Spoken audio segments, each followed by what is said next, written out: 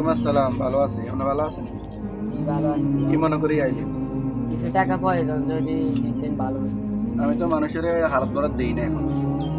প্রয়োজন, সে জরুরি লাগবে, সেই জন্য এসেছি আপনাদের কাছে। 2-3 দিন তাইলে সুদের উপর নিতে হইবে। 2000 টাকা নিবেন। 50,000 টাকা লাগবে। তাহলে আমি মানুষের তো 100 টাকা করে লই, 1000-এ আপনি 1050 টাকা করে দিবেন। ঠিক আছে? ঠিক আছে, টাকাগুলো কতক্ষণ দিবেন? আচ্ছা একটু দাঁড়ান, আমি আমার ছেলেদেরকে সাক্ষী রাখি। ছোট কা করে দেখা তোর বাড়ি নিয়ে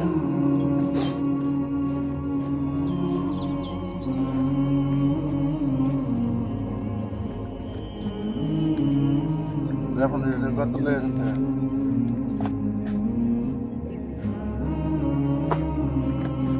ইনিতন আমি টাকা পাই যদি আমি মনিটরি যাই কোনো সময় যদি না থাকি, কিন্তু টাকা বুঝিলিস। ঠিক আছে, তিন টাকা মিলে টাকা আমি বুঝিলিস।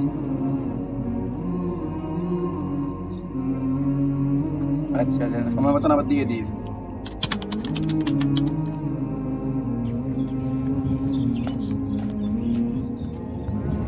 বাড়িতে কেউ আছে? থাকলে বাড়ি আসে।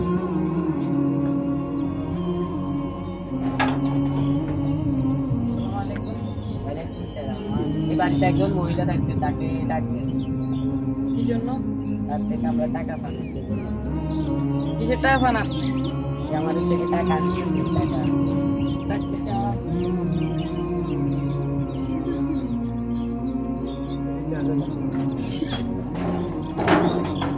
হ্যাঁ বড় ঠিক আছে। আপনি আমাদের থেকে টাকা এনেছেন, আমাদের বাপ তো মারা গেছে, আমাদের সেই জন্য টাকাগুলো নেওয়ার জন্য এসেছি।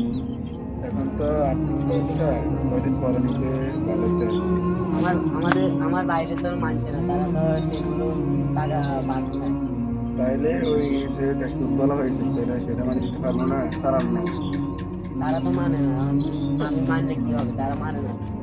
আমার বাবা মরে গেছে, এখন সুদ তো নিয়ে বাবার খবরে কি হয় না হয়, আদার শুরু হয়ে যাবে। চালান না তাইলে ভালো হয়। মানে তোমাদের আবার আপনার খবরে ভালো থাকে। আমি মানলে তো হবে না, তারা তো ইয়ে ইয়ে করতে আছে, তারা তো মানে না। আপনার টাকা কত আছে? টাকা তো আপনি আনছেন 50,000 টাকা, চালান আর সুদ তো আরো আছে। মোট কয় টাকা? 56,000 টাকা। এই বাবা দেখো তো টাকা আছে না?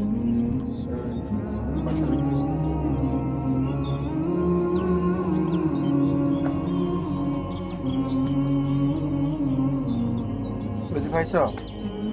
এত কম টাকা তো হবে না, তারা তো মানবে না, আমি মানলে কি হবে? যাও এখন এটা নাও, আর চালানটা দিছি, যাও আর এটা পরে নিয়ে